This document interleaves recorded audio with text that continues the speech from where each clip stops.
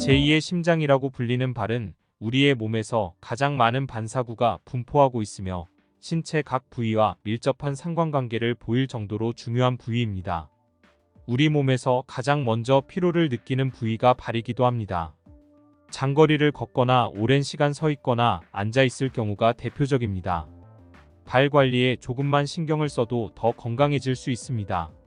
발은 심장에서 가장 멀리 떨어져 있기 때문에 혈액순환이 쉽지 않고 이로 인해 노폐물이 쌓이기 쉬워 질병의 원인이 될 수 있습니다.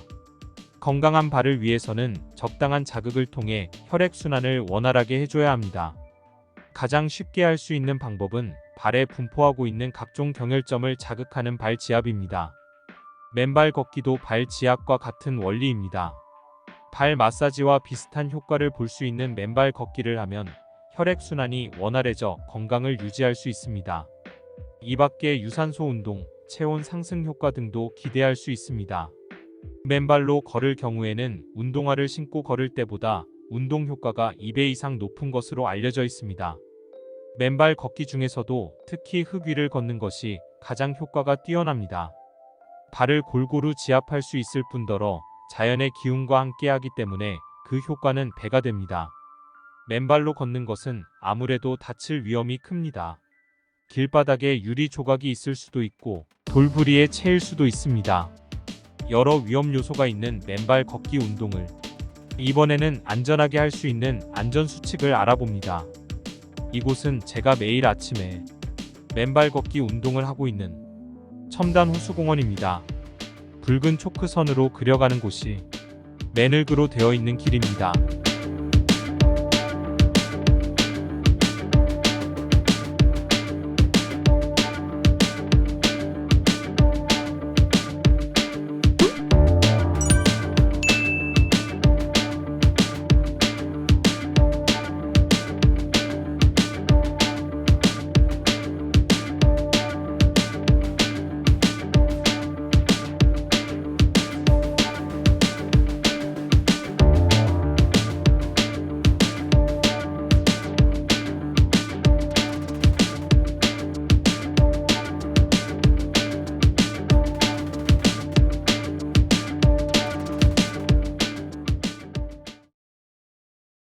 길이는 편도 700m 왕복 3회를 하고 호수공원 둘레 길 2바퀴를 돌면 1만보 걷기가 됩니다.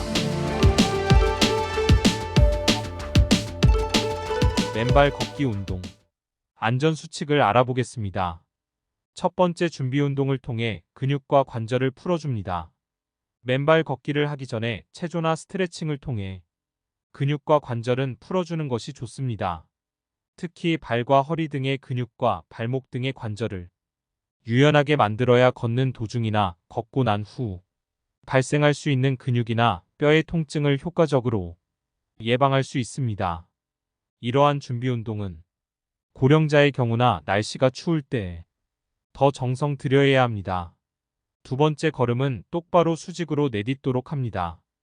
발을 끄는 타입의 걸음걸이는 땅의 날카로운 물체에 베일 가능성이 높아지기 때문입니다. 이 수칙은 안전한 맨발 걷기를 위한 안전수칙 중에 가장 중요하기 때문에 항상 마음에 담아두어야 합니다.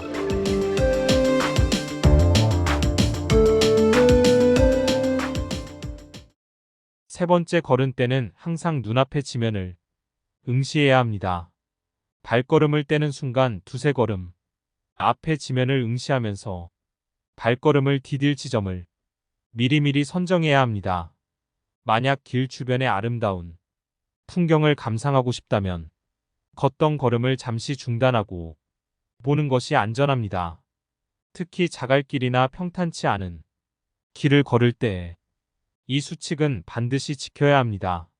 맨발로 걸을 때는 눈의 시각과 발의 촉각을 동시에 사용하여 위험 요소를 피해야 합니다. 네 번째, 발 뒤꿈치가 아닌 발바닥의 허리 부분에 몸의 무게를 싣도록 노력해야 합니다.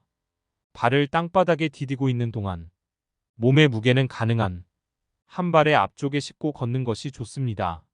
왜냐하면 발의 앞부분이 뒤꿈치보다 훨씬 더 유연하고 탄력성이 높아 충격을 잘 흡수하기 때문입니다.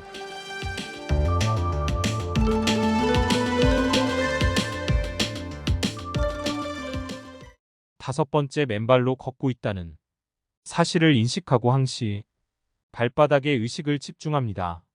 맨발로 걸을 때는 항시 발걸음을 가볍고 부드럽게 해야 합니다. 그리고 발걸음을 디딜 곳과 그러지 말아야 할 곳을 판단하며 걸어야 합니다. 때로는 발걸음에 주의를 해도 뾰족한 물체를 밟을 수 있고 발걸음을 뒤로 빼기에는 이미 늦은 경우가 생길 수도 있습니다. 이때는 순식간에 몸의 무게를 발바닥의 다른 부분으로 이동시켜 그 충격을 최소화하여야 합니다. 6번째, 풀이나 나뭇잎, 눈 때문에 땅 표면을 정확히 볼 수 없을 때는 특히 더 주의해야 합니다. 이 경우에는 한 발 한 발 조심해서 발걸음을 내디뎌야 합니다. 그리고 발바닥에 전해지는 느낌이 좋지 않은 때는 즉시 내디딘 발자국을 거두어야 합니다. 땅의 표면을 잘 볼 수 있거나 전에 걸어본 곳이 아니라면 절대 맨발로 뛰는 일은 없어야 할 것입니다.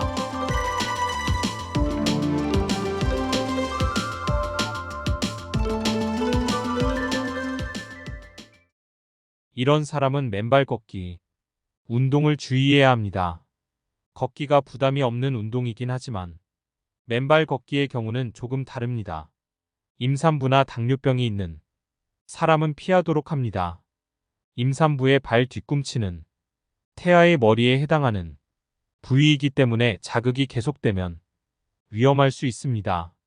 당뇨병 환자는 감각이 떨어져 발을 다칠 경우 이를 알아채지 못할 수 있으니 삼가는 것이 좋습니다. 또 평발이거나 발에 진물이 나고 갈라지는 증상이 있는 경우도 맨발 걷기는 피하도록 합니다. 발바닥 근육이 약한 노약자도 찰과상이나 발목 부상 위험이 있으므로 각별히 주의를 기울여야 합니다. 여성은 생리 중일 때 맨발 걷기를 하면 자칫 생리가 멈추지 않아 빈혈 증상이 올 수도 있습니다. 식사 후에는 곧바로 시행하지 말고 1시간 정도 지난 후 걷기를 합니다.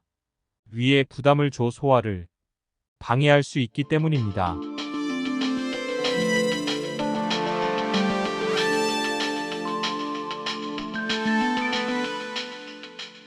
이번에는 첨단 호수공원의 아름다운 풍경을 보면서 맨발 걷기 운동이 안전 수칙과 주의해야 할 사람에 대해서 알아봤습니다.